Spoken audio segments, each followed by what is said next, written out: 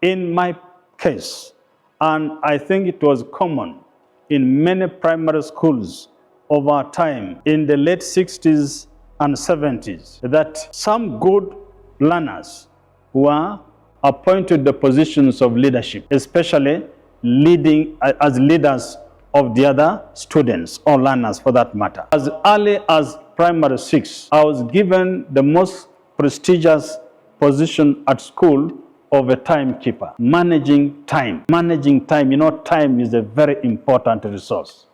So, managing time in order to enable teachers shift from one lesson onto the other, and to prepare the learners also to shift from one lesson to another, and likewise from one activity onto another, like from normal classes in the morning to break time, and then normal classes after break to lunch time, and so on and so forth, up to about 4 o'clock, ring the bell for community work at our time, and so on and so forth. So that is leadership. You are given responsibilities. And when you execute those responsibilities well, then there is something that you pick out of it. Actually, you are groomed into leadership. Later in life, I've been able to manage time as a resource for myself, and even when I was given opportunity to manage others, managing time. They say when you waste time, you waste everything.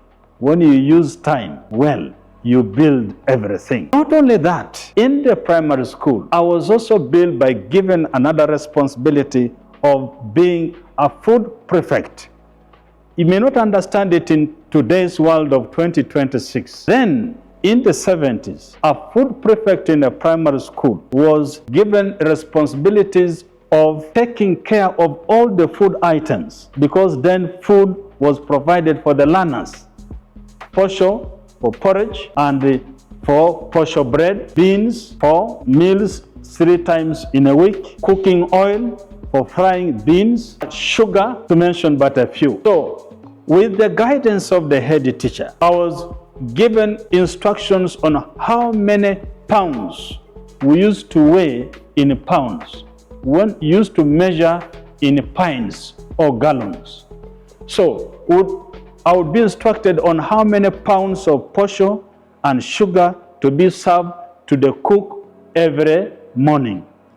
I was also given the responsibility of taking care of all the glass first-class plates that the learners would use for eating.